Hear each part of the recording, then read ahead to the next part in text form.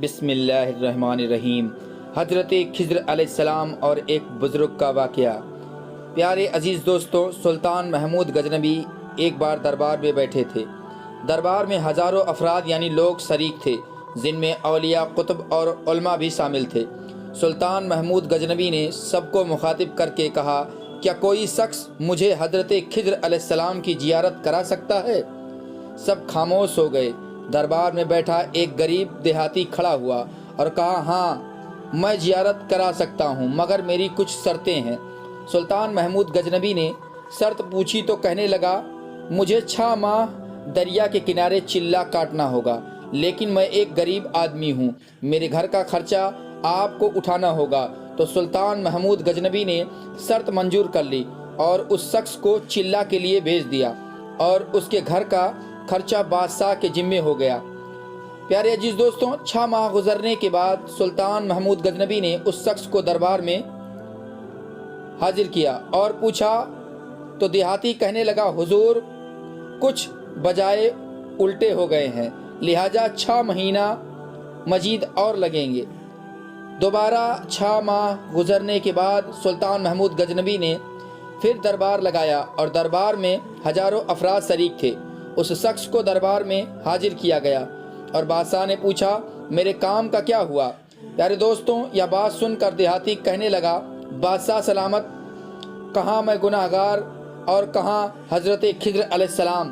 میں نے آپ سے جھوٹ بولا تھا، میرے گھر کا خرچہ پورا نہیں ہو رہا تھا، بچے میرے بھوک سے مر رہے تھے، اس لیے ایسا کرنے پر مجبور ہوا اور آپ سے جھوٹ بولا کہ میں خضر علیہ السلام کی زیارت آپ کو کراؤں گا۔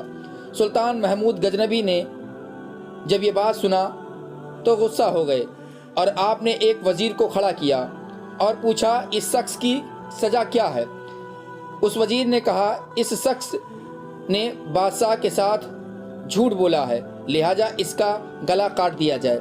دربار میں ایک نورانی چہرے والے بزرگ تشریف فرما تھے، کہنے لگے، بادشاہ سلامت، اس وزیر نے بالکل ٹھیک کہا ہے۔ تو بادشاہ نے دوسرے وزیر سے پوچھا کہ آپ بتاؤ۔ اس نے کہا، اس شخص نے بادشاہ کے ساتھ دھوکہ کیا ہے، اس کا گلا کاٹا جائے۔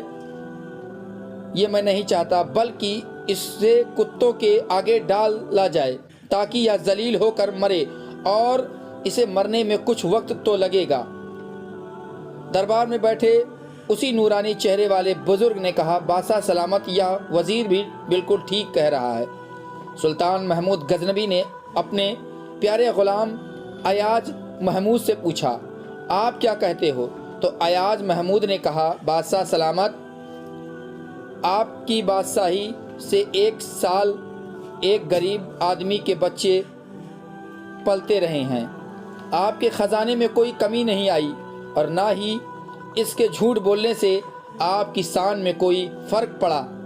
اگر میری بات مانیں تو اسے معاف کر دیں، اگر اسے ختم کر دیا تو اس کے بچے بھوک سے مر جائیں گے۔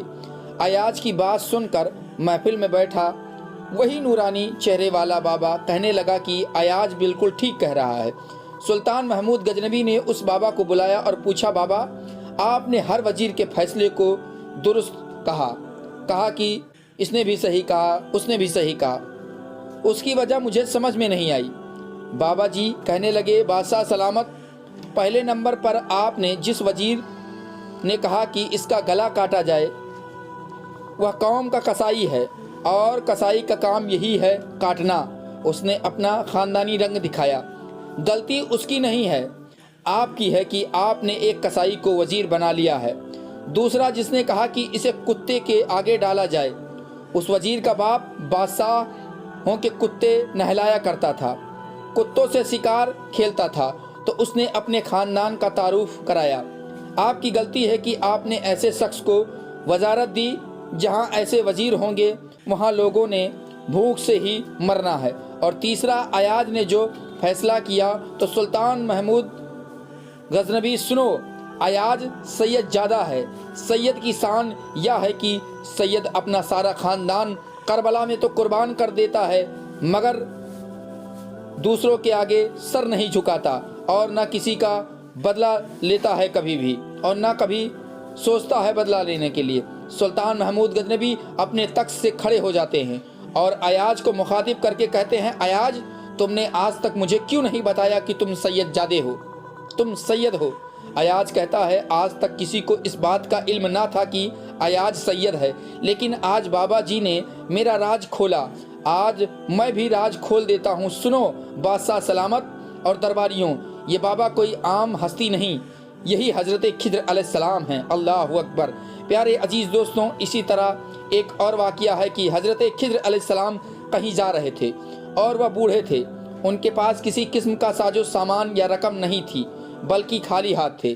راستے میں انہیں ایک فقیر ملا، اس نے حضرت خضر علیہ السلام سے کہا کہ مجھے خدا کے نام پر کچھ دے دو۔ حضرت خضر علیہ السلام نے جواب دیا کہ میرے پاس تو کچھ بھی نہیں ہے۔ اس فقیر نے دوبارہ کہا، مجھے اللہ کے نام پر کچھ دے دو۔ حضرت خضر علیہ السلام نے جواب دیا کہ بھائی، میں اسی خدا کا نام لے کر تم سے کہتا ہوں کہ میرے پاس کچھ نہیں ہے، میرے سامنے اتنا عظیم نام نہ لو۔ اس فقیر نے تیسری مرتبہ کہا کہ مجھے اللہ کے نام پر کچھ دے دو، تو حضرت خضر علیہ السلام نے جواب دیا کہ تو نے اتنی بڑی ہستی کا نام لیا ہے، اللہ کا نام لیا ہے، مگر میرے پاس کچھ بھی نہیں ہے۔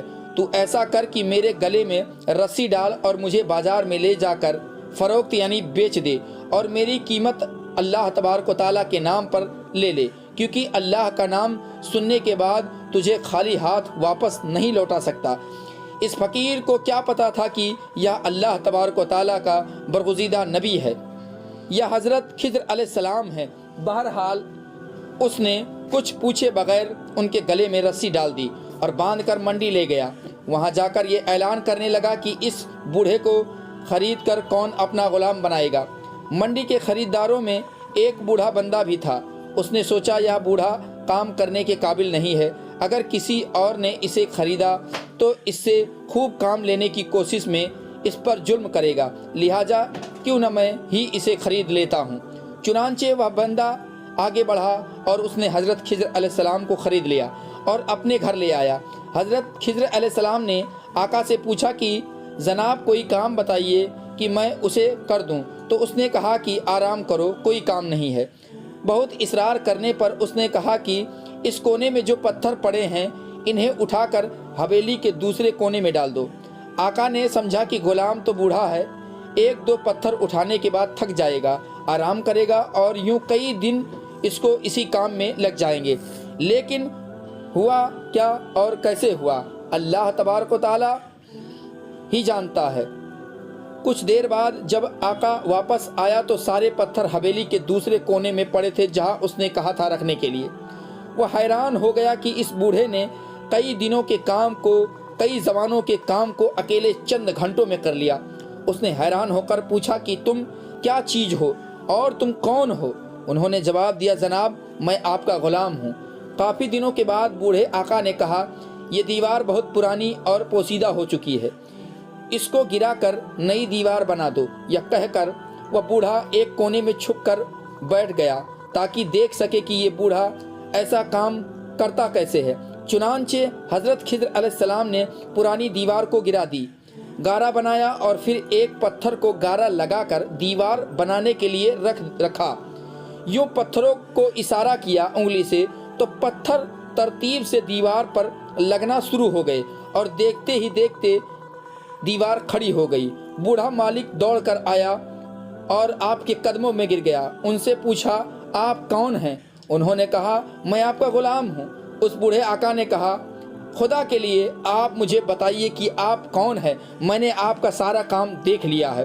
تو حضرت خضر علیہ السلام نے جواب دیا کہ میں بالکل آپ کو نہ بتاتا، لیکن آپ نے خدا کا نام لیا ہے، اس لیے اس عظیم ہستی کے نام کی وجہ سے بتاتا ہوں کہ میں کون ہوں، میں خضر ہوں۔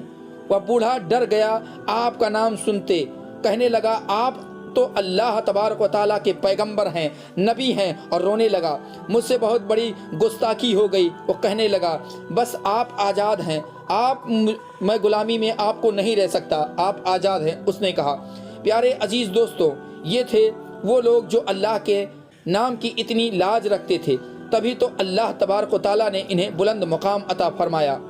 ہمیں بھی اللہ تبارک و تعالیٰ سے ڈرنا چاہیے اور اللہ تعالیٰ کے نام کی لاج رکھنی چاہیے۔ حضرت جنید بغدادی فرماتے ہیں کہ میرے دل میں ایک بار ایک خواہش پیدا ہوئی کہ میں ایک بار ابلیس لعین کو دیکھوں۔